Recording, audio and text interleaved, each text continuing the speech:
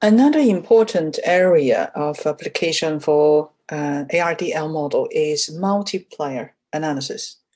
So in forecasting, we focus on the estimated value of y, the dependent variable. For multiplier analysis, we focus on the coefficient estimate corresponding to those independent variables in our model. So we look at the effect and the timing of the effect of a change in one variable on the outcome of another variable. So that's multiplier analysis.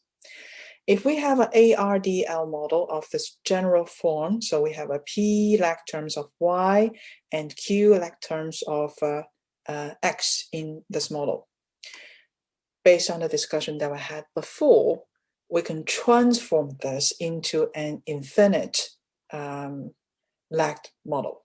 So we have a lag terms of X only. Then we can look at the value of those betas to find out the effect of X on Y. So for example, we can always derive beta S. That's the S period delay multiplier. And we can also calculate the intertrim multiplier by using this formula. So essentially, we just add up all the betas within a certain period of time, not the entire sampling period. But if we add everything up, we are going to have this total multiplier. So we have the initial impact that comes from beta null. We also have the S period delayed multiplier, like beta 3, beta 4, beta 5, those individual ones. And we can calculate the intertrim, that's accumulated multipliers up to a certain point, and the total multiplier, that's the overall effect. And all of those multipliers can be calculated based on the estimated value of those delta and theta from the original ARDL model. So the formulas are given on the slide. Just as an example, if you're interested, you can always go to our textbook and find out how exactly those formulas are derived. I will leave that to you, because in practice, we let the software to do this legwork, and those can be readily requested from the software.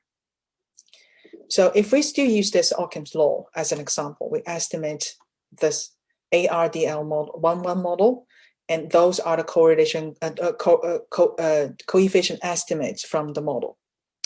The impact and delayed multipliers can be estimated based on the value of those deltas and thetas from the model as that's one. So this initial impact is minus 0.1841. And in the second period, the impact is minus 0.1636, still there, but smaller. And you may notice the effect decayed very rapidly over time. So we have a beta null, beta 1, all the way to beta 4 estimated based on the equations from the previous slide. Then you can calculate the delayed multipliers of the effect of the independent variable by using this, either using this chart or by using the table. So the software can help us to calculate all those coefficients. Then the interpretation of this multiplier analysis is quite interesting and practical. So based on the same model, we can find out, okay, the total multiplier is minus 0.4358. So that's the total impact from real GDP growth rate on the changes of unemployment rate. Not just one period, but it's the overall effect. It's quite large.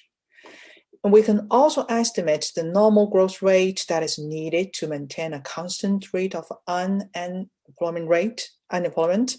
So based on the discussion that we had before early on, DU, the difference or the first 1 period difference of unemployment rate is associated with the difference between real GDP growth rate and a constant normal growth rate of GDP. I pointed out that GN or normal GN here, this is the normal growth rate, should be estimated. We don't know it, but it's constant. So it's part of this 0.3780, put it this way. And if we want to estimate it, this is how to do it. In the long run, if you want to estimate the normal growth rate, that is maintain a constant rate of unemployment rate. DU in the long run is 0. because unemployment rate is constant. There's no changes. So in the long run, left-hand side, this is 0. Right-hand side, you are going to have an infinite number of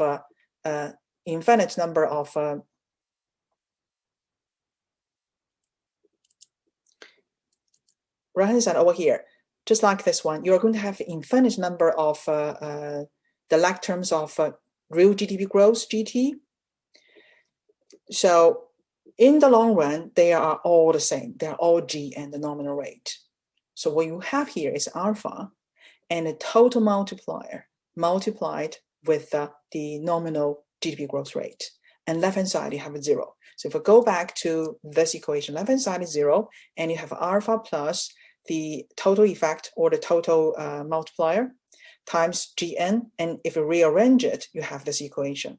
Of course, alpha can be estimated by using the coefficient that we had before on previous slide. So that's 0.587.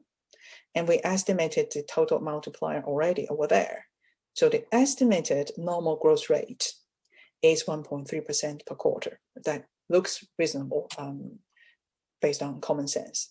So this is the end of our discussion about the multiplier analysis.